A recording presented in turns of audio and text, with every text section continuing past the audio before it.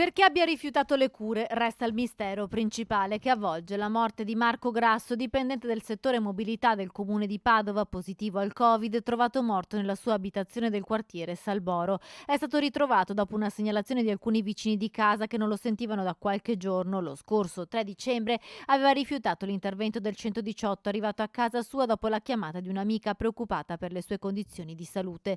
Secondo l'assessore alle risorse umane del comune di Padova, Francesca Benciolini, l'uomo era vaccinato e ad agosto aveva fatto la seconda dose. Era una persona che aveva comunque il Green Pass, ce l'aveva perché era vaccinato e quindi rientrava nei controlli regolari. Da parte del comune esprimiamo la nostra vicinanza alla mamma che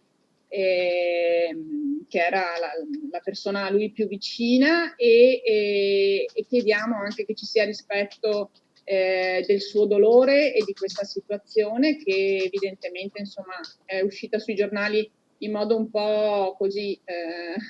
Siamo dentro una situazione molto complessa, dentro cui si tende a polarizzare un po' immediatamente, a dare un giudizio sulle situazioni che si verificano. Ecco, questa è una situazione che probabilmente sfugge un po' a quella che è questa polarizzazione, quindi per questo crediamo che avere rispetto per la persona e per chi in questo momento è addolorato sia importante. Da mercoledì scorso Grasso non andava al lavoro, si era messo in ferie ma non in malattia e ora tutto il settore mobilità presso cui lavorava è stato sottoposto a regime di quarantena e tracciamento. L'ufficio mobilità sicuramente adesso segue il percorso del tracciamento e probabilmente della quarantena.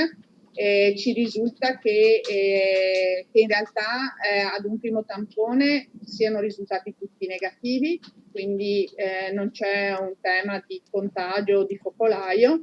Però chiaramente le persone, come avviene con la quarantena, sono a casa, lavorano in smart. Non è chiaro come il dipendente comunale non abbia avvisato della sua positività e abbia rifiutato le cure mediche del 118 e il ricovero. Al momento la procura non ha disposto l'autopsia, ma si potrebbe comunque procedere ad esami diagnostici se richiesti dall'USL o dall'azienda ospedaliera.